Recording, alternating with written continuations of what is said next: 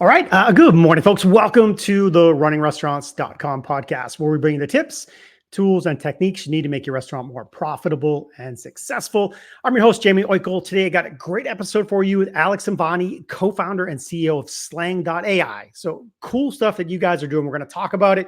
Tell me a bit about the company and we'll dig in from there. Sounds good. Well, thanks for having me, Jamie. Great to be here. So Slang is a restaurant voice AI platform. We help restaurants use voice AI to answer their phone calls more effectively. We work with over 1,000 operators all over the US. We're live in 47 states. We work with from the high-end multi-unit operators all the way down to independents of all kinds. The reason why our technology has been valuable for operators is that it's just so hard to run a restaurant these days, obviously, and a lot of phone calls go missed. So most restaurants miss over 50% of their phone calls. Yeah. A lot of phone calls go to voicemail, and now AI is getting pretty good these days. So now you can actually have an AI that can answer your phone. It sounds human-like. It's not like press 1 for this, press 2 for that. It's like, hey, Alex, what can I help you with today? You know, it sounds more hospitable. And so we actually started this company because we believe that AI can help operators deliver a better guest experience than they can today with just their staff. And our philosophy is not that AI should replace humans; it's really that AI should assist humans in delivering better service. So that's how we think about things. Good. Products can answer common questions and answers questions like, what time do you close today? Where are you located? What's your pet policy? And it can also manage reservations from end to end. So you can book, Okay. modify, and cancel reservations all directly via voice AI without needing your staff involved at all, which means that we can automatically handle 50+% of your phone calls. We know for a fact that for full service restaurants, about 60% of the phone calls are related to reservations management. And we just launched a partnership with OpenTable that has an integration into OpenTable. So we can now attack that 60%, help you automate a lot of those in a way that your guests are actually satisfied with, which has been really exciting. Good. You hit a lot of stuff, and we'll come back to some of those things I did. For sure. The question, the phrase that's been coming up in a lot of my recent podcasts is pain points. What is a restaurant pain point? And you guys are hitting one for sure, you know, with a hammer. The fact that the phone doesn't get answered, that's the most annoying thing. And then so I wonder if that's the nexus of how you got started. Like, let's solve that problem. Like, let's get it answered in time, and then let's answer all those basic questions that keep coming up. Are you open? Just making sure you're open, right? Are you open? Can I order something? You know, things like that. I saw a stat somewhere on your site. 80 something like 85% of people are happy with it, or it was a percentage like you just mentioned. So many questions are easily answered by the AI. So let's go back to that phrase pain points for a second. What are you really finding? What else are you finding that you didn't already hit on that people weren't doing successfully on the phones? Well, it's a few things. I think it really falls into 3 buckets. One is just efficiency. Everyone's trying to get more efficient these days, streamline their labor costs, do more with less. And the phone is just a really inefficient channel to manage as an operator. You get a lot of those common questions that are kind of a waste of time for your staff. But then at the same time, there are some really valuable guest calls that are coming through the phone. And so that gets to the second piece, which is missed opportunities. That's a pain point as well. If you know, every phone call could be a 6-top reservation, or it could be a private dining reservation, or even a full buyout of your restaurant, or a big catering order. And if you're missing those phone calls, you're missing those opportunities. That guest is probably just going to call another restaurant. And then the last is guest experience. We've all experienced this. Calling a restaurant and going straight to voicemail sucks. Like it pisses you off. Like, or if you're running late for your reservation and you want to just give them a heads up and they don't answer, you just feel trapped, right? And that's not a good guest experience. And so that's another pain point. Operators know it's a bad guest experience to go to voicemail or not get an answer when you reach out. It's not hospitality. And so they're open to technology solutions that can help solve that. Yeah, I like being polite if I'm running late. If I'm just stuck in traffic and I'm like 10 minutes late, and I don't want them to feel like they want to give it up. I do. I personally want to call and say, hey, I'm stuck in traffic. I'm 10 minutes late. I'm on my way. Because I know in restaurants and other, whether it's medical, retail, whatever, there's no shows, and you want to get around that. But you hit on one that is bigger than I wasn't thinking about initially. That missed opportunity call, the one that is the Hmm. catering order that is giant. It's it could be a wedding outing, it could be a graduation. Those are Hmm. big ticket items. And if I'm the one making the call for the day, like for example, it's 11 o'clock my time, and I'm making those calls, if I don't get the answer, I move on to the next restaurant like right away, like fast, Hmm. because I'm here to solve a problem. It's not I'm not waiting a week to solve that. I got a graduation dinner. I want to pick the place. I want to nail it down, and so that could be worth $1,000 to a restaurant or more. A 100%. lot I more. just went A lot through. more. It's so true. I just went through this myself. It was my birthday last weekend, and I wanted to do a private. I just rented out a small private room for my friends and I reached out to 6 restaurants. Only 3 got back to me, Mm-hmm, and mm-hmm. Interesting. and then the 3 that I was talking to, it took like 2 days to get even a simple answer out of them, just to Really? to to book the private room, and it was not a small check for them, but it just showed, and it just shows that there's a lot of inefficiency in the way that these types of communications are handled, and AI can really help. I mean, nobody hates leaving money on the table, right? So all these Yeah. operators would love to capture that revenue. They're just struggling to deal with everything that they have to deal with, and so things fall by the wayside. Yeah. Good example there. And happy birthday, by the way. Hopefully, did Thank it you, already happen? thank Did the you. dinner already happen? It happened. It was Okay. great. It was Okay. actually it actually ended. It was a dinner at first, and then we pivoted to a brunch. I just turned Uh, 34, and so now I'm like daytime party oh, mode.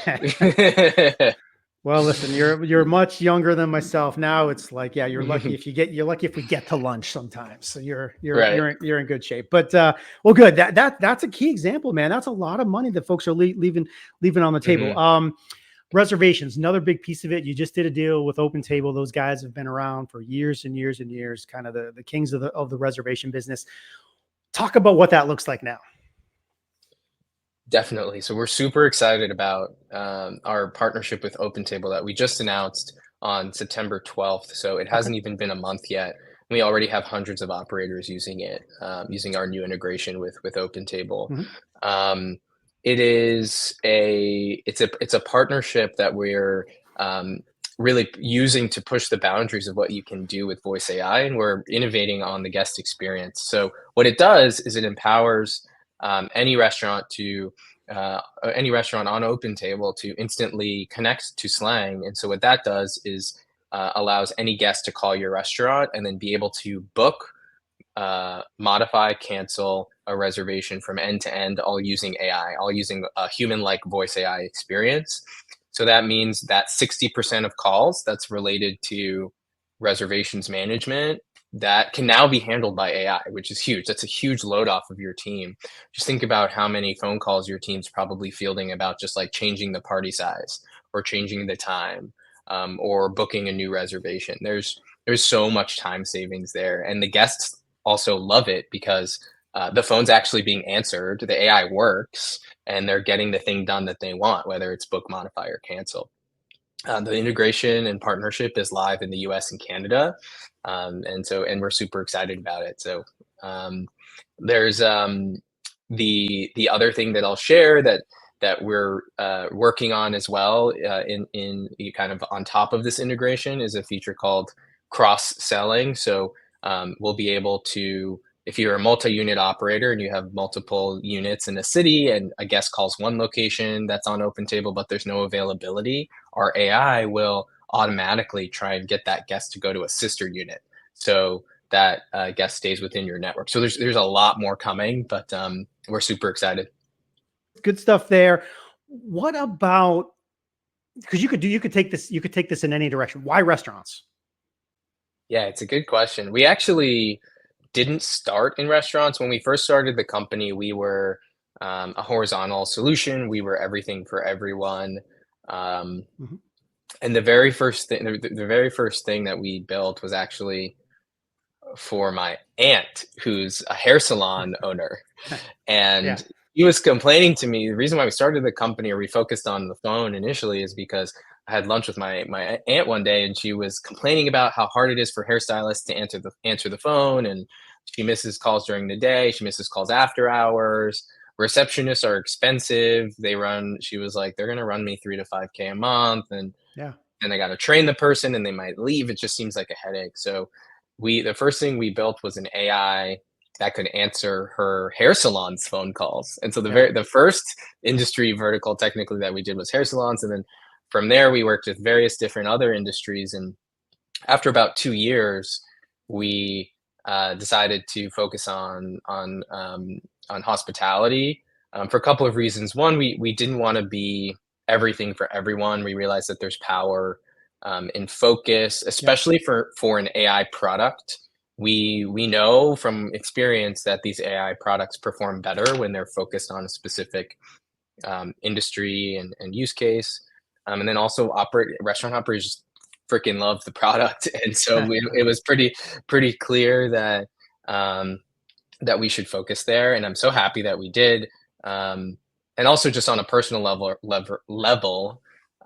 I love restaurants. I love hospitality. When I was younger, I legitimately wanted to be a chef, and my parents Oh, used to buy me cookbooks, and I would cook every recipe from cover to really? cover. Yeah, and then I somehow ended up being an engineer. I don't know what happened along the way, but I still have a deep connection with food and hospitality. So That's fun. it's a good Hey, fit. you Yeah. know what? That's funny, by the way. I can Hmm. imagine you and the chef as a young kid cooking. But Hmm. we didn't really talk about this. We kind of glossed over it, and sometimes that's what happens with this term AI. People hear it and they just know that something's happening in the background. What is without revealing the secret sauce? What is actually happening in the background? How do you do it? What's going on? Are there robots crawling around answering these questions? Like, how does it happen? What do you got? Yeah, I love digging into this stuff, and I can nerd out on it all day. So I'll explain kind of roughly how it works. So um, there's three components to it. One component is an AI part of the system that takes your speech and transforms it into text, or understands what you're saying and sends that to a computer, basically. And then once you understand what the guest is saying, then there's an AI model that tries to translate that input into some action. And so how does that work? So it might seem kind of like a black box, but the way it works in general is, the way to think about it is, we've got over 10 million calls that we've processed. Hmm. So we have a database of 10 million restaurant calls, and Wow. so we know all the reasons why guests call. Pretty much, we've seen it all, and so we take those 10 million calls, and then we feed it into a model that learns, okay, what are all the questions that guests might ask, and then what are the responses that we should give when those questions are asked, and those responses are programmed in our software. So operators, when they onboard with us, we set it up for them, and they have all of their responses programmed, and then the AI can kind of, then you've got everything you need. The AI can understand what guests are saying, and it knows how to respond back. And then the last piece is the digital voice. Hmm. So there's actually a voice that talks to the guest, right? Yeah. And so we've got that's an area that we get really excited about too, because the voice is so important for the way that your brand is coming across. And we don't want the voices to sound too robotic. We want them to Right. sound human like. And so we've got all kinds of accents as well. So we've got like British accents, Australian accents. We even have a customer that has a Nigerian accent that we custom made. Hmm. So that's part of it as well. So that's roughly how it works, but we could go deeper into any of that stuff if it's interesting. Well, it's funny. I'd written down voice here, right here, because that was my next Hmm. question. And you talked about that, and I remember when, if I say the word, something might happen. But when the Alexas of the world, add Samuel Jackson voice, and it does, Yep. it does matter what it sounds like, especially that it sounds real. And I wasn't able to test yours. I was on the demo part, and maybe we'll do that down the road, because I am curious about that. But yeah, people want to feel that interaction, not like press one to do this. So how did you solve that smoothness problem? Mm. So we spend a lot of time and energy designing the flow, even at the word level. Like, what are the Mhm. actual words that the AI is saying at every step? Yeah. We have a full-time team member. Her name is Becca. She's like a world expert in conversational design, which is Mm, exactly that. It's the mm, flow. mm. She was at Amazon. She worked with the Alexa team, and now she's working with us. She's also like a professor in this stuff. So there's very few people in the world that know how to design these types of systems, and we're very lucky to have one of them working with us. And um, we take that part very seriously because we really care about the guest experience. And before starting this company, my co-founder and I were at Spotify building Mhm. voice AI Yeah. experiences and building other types of experiences. And so we come from that consumer tech world. So we always think about what is the experience like for the actual human using this AI product? Which is the guest in this scenario? What is the actual guest experience? Do we like, would we like that if we were the guest? Are we Yeah. proud of it? And so the flow of the conversation and the voice and the personality and all those things are crucial to make it a good guest experience. And we think very deeply about that every day. Yeah, yeah. I Hmm. love Spotify, by the way. That must have been a Hmm. fun time to be there. But So fun. you guys are in growth mode yourself, growing like crazy, raising money, and so Hmm. forth. That can put a lot of. I kind of want to spin that into culture yourself. That growing fast and hiring people and finding people. Restaurants have trouble finding people. You probably also do. You have to recruit and engage in people. How do you think about culture? Ooh, this is a fun topic. Um, I mean, I think for us, the starting point is what are the values that we want to live by, and we think Mm. of those as the kind of non-negotiable Mhm. components of our culture. We spent a lot of time redoing our values about a year and a half ago. Um, my co-founder and I, we put together a set of values um, when we first started the company, but we didn't even know what the company was going to be at that Yeah. point. Right. It was just the two of us. Like we were just in a room with a whiteboard, writing some words on the whiteboard. But after a couple of years, maybe 2, 3 years, we really started to learn. Okay, what really is this business? What values do we want to live by? And we spent a lot of time coming up with values that we feel we can live by and also make decisions by, meaning like hiring decisions, even firing decisions. Yep. Um, and so the values are critical, and we can always do better at like incorporating the values more and more every day, which we're always thinking about. And then in terms of outside of the values, it's really about um, kind of that like softer side of it. Like, is this person just are they gonna gel with their team members? Are they Sure. gonna like, is it gonna be a collaborative, positive environment if we bring this person in? Right, you try and assess that softer side too. That's just important as a leader, just thinking when you bring someone in, just thinking about um, are they gonna, you know, get along with the rest of the team Sure. members, and then also the way that you bring people in is very important Yeah. for culture, right? So that's been a big lesson for me. Can't just throw people into an org and expect them to figure it out. You've got to um, you know habituate them, set them up for success, really empower them to do the work, and make sure everybody understands and is on board with what they're doing, especially if they're a very senior hire. Yeah. um, so there's so much more I could talk about on culture. I could talk about this all day, but those are some of my learnings. Yeah, it's a big Mhm, topic, and the thing you just talked mhm, about spans restaurants specifically. That onboarding process, mhm, that starting process. Don't just mhm, throw people into the fire, and you can see it when you're a diner, when you have that new server, and they have to go back to the kitchen 5 times in your one mhm. conversation. Like they didn't do training. They didn't bring them on board right. They don't know the history of the restaurant. All that stuff is real important, and that spans all companies, but when your frontline staff is at a restaurant, it even goes bigger. So I like to bring that up Totally. since you were talking about it. One of the things I saw on your site, case studies, education ebooks. And in your space, right, there is a little bit of education necessary. What is it? What are we doing? I don't know what that is. I'm new. I'm a restaurateur. I'm sure you hear this all the time. They're not the most tech savvy necessarily.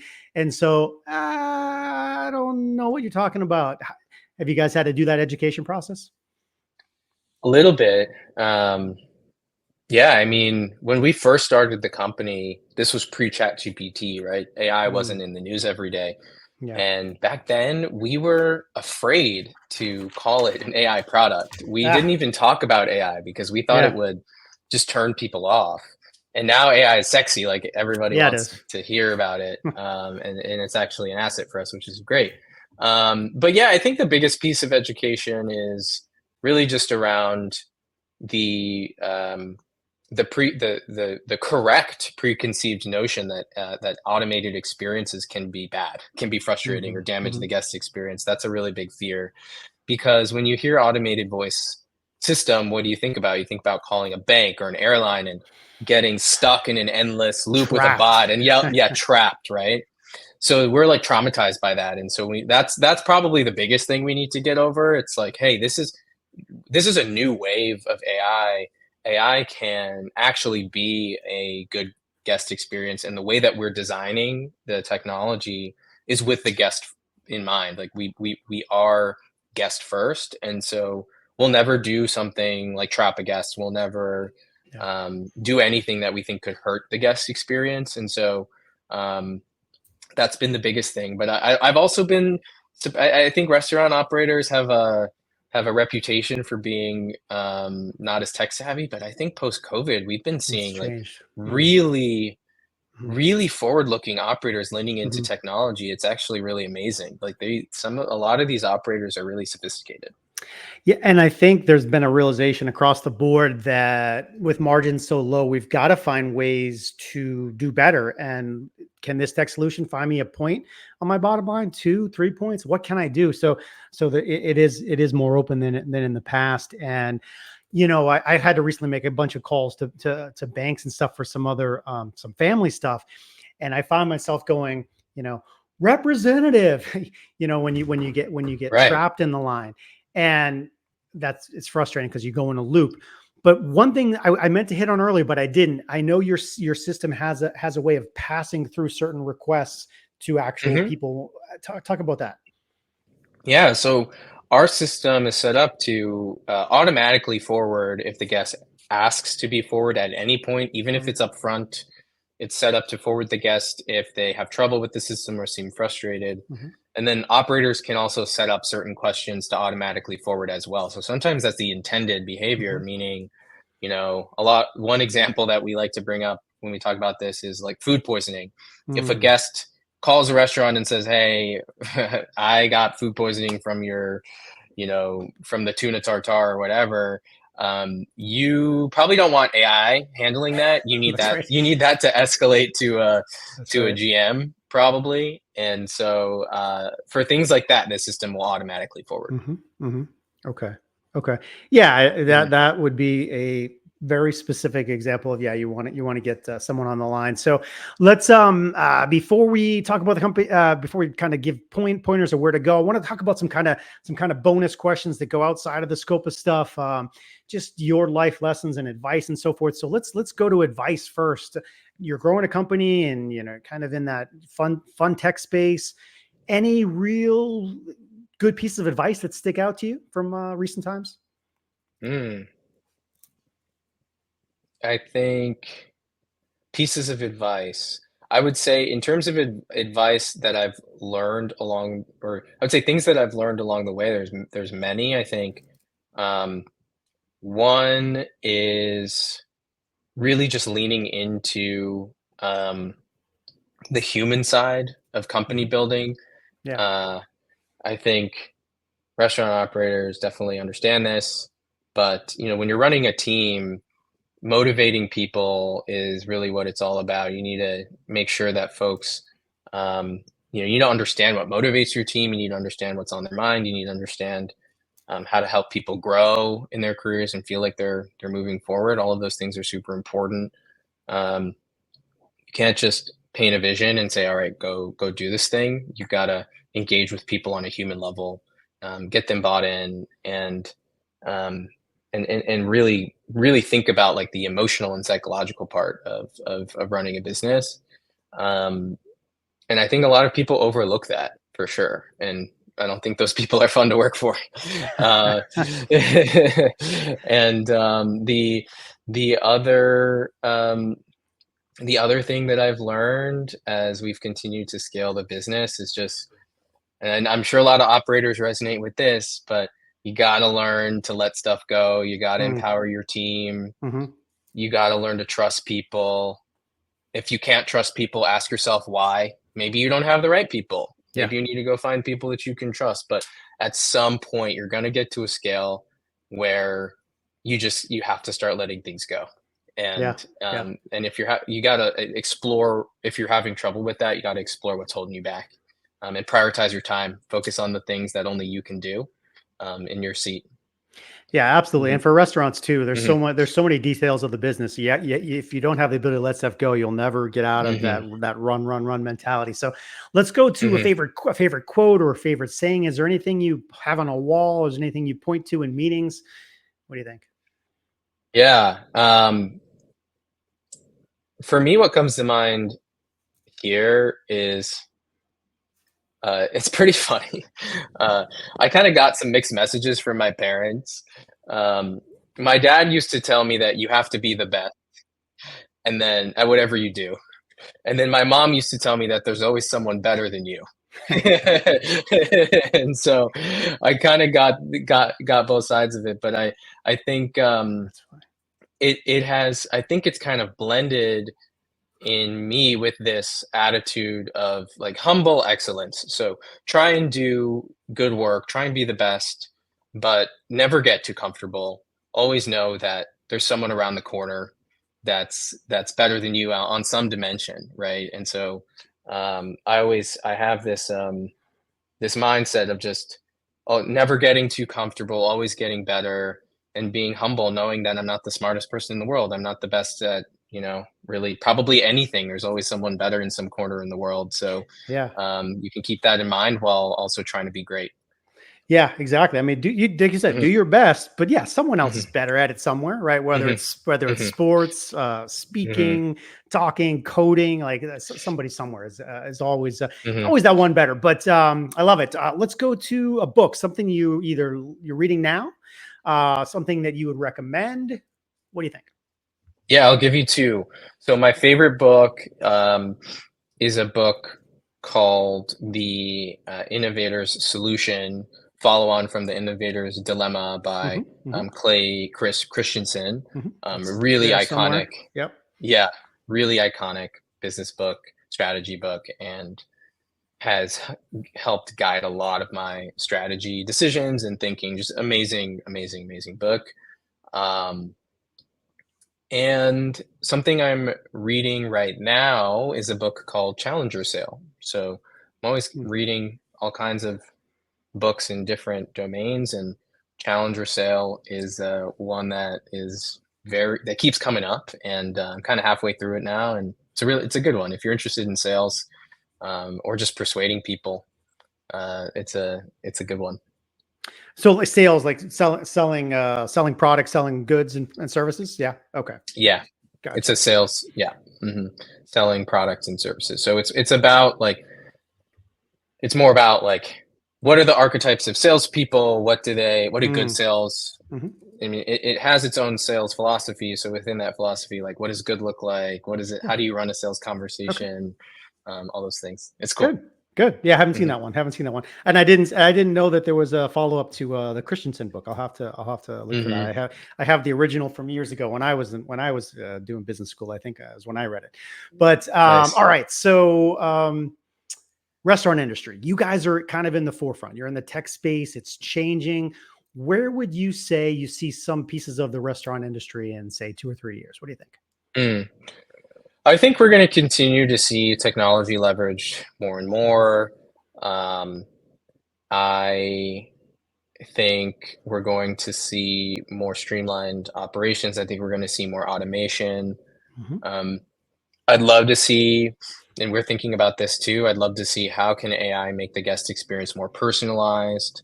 Um, how can we improve the guest experience? How can we free up staff time to deliver experiences, maybe even like a level of service maybe that we haven't even seen before? Like, is it Mhm. possible to increase your level of service while also becoming more efficient? I think so. I think we're going to see that. But yeah, these are just the trends that I'm seeing on the ground. Last night we had um, a a dinner with operators in San Francisco, and there was one operator, and she was telling me how they recently decided to just get rid of all their servers. They don't their restaurant just full service restaurant, no servers anymore, Huh. and they followed the Huh. bar taco model where they have a host, they have QR codes on the table where you can order, and they have runners, and they um, decide to, instead of investing in hosts, now they invest in events, and so they have people, or sorry, instead of investing in servers, they invest in events. They use some of that budget to do weekly trivia or whatever it is, and Huh. that's really working for them. So I was shocked to hear that they just got rid of their servers. But she said that they were able to reduce their labor costs by 30% and drive more traffic by reinvesting elsewhere. So, I mean, that's a pretty dramatic shift. It So is. It is. I think we're going to see more of that in different areas. Obviously, that move's not going to work for many restaurants, but that's a move that they made, and I was shocked and fascinated that they made that move. So I think there's a lot of operators that are really just changing the way they run their businesses, and technology is a big part of that. Yeah, good. That's a big one. Thanks. Hmm. Thanks for sharing that one. What would you Hmm. say? Think about this one for a second. What's one thing that not too many folks know about you? What do you think? Ooh, um, a lot. What a lot of people don't know about me is I'm half Italian. I'm actually an Italian citizen, and I love to cook Italian food. Carbonara is my dish of choice. There you go. I cook a mean carbonara. Yeah, All right. Well, we'll have to hold you to the task. Shall we? Shall we meet? yeah, Shall we meet in person? But let's go to resources you want to share. The website. Parting thoughts. Things we didn't touch on. Please, kind of take it in any direction for the next little bit. totally. Well, obviously, I got to plug Slang. You can find us at Slang.ai. Slang.ai is our website. We've got tons of resources and case studies. We love to um, do research and position ourselves as thought leaders in the space of AI in general for restaurants. So it's not just about our product, but what's happening industry wide in terms of AI. How are operators perceiving AI? How are they investing in it? We've got several surveys on our website that we put a lot of effort into that we think Mhm. are valuable. So check those out. Um, Otherwise, any any parting advice? I mean, I would say I love connecting with operators. So if I can be helpful in any way, whether it's just chatting, nerding out on AI, how AI can help restaurants, whether it's voice AI or anything else, or if we see a lot of tech stacks as well. So if Yeah. you're just thinking about not even AI, if you're just thinking about POS or reservation management or you know um, review management, anything, we see so much. We work with over 1,000 operators, so we've seen it all. So we love just sharing what we see in case it's helpful too. So if that's of interest, don't hesitate to reach out. Awesome. Yeah, it's so challenging for operators probably thinking Hmm. that question like, how do I integrate that with this new other thing that I thought? And people have obviously done it. So yeah, without Hmm. reinventing the wheel, people like yourself are seeing a lot more than Joe on the street who's dealing with one location. So appreciate that, folks. Good stuff there. Alex Sambvani of Slang AI. You can find them on the web at slang.ai. So slang.ai. For more great restaurant marketing and service people and tech tips and more, stay tuned to us here at runningrestaurants.com. In the meantime, do me a favor, wherever you're listening or watching, hit the like button, hit a subscribe button, review us, rate us, all that stuff helps us and it's appreciated. With that, I will say see us next time. Thanks, Alex. Thanks, Jamie.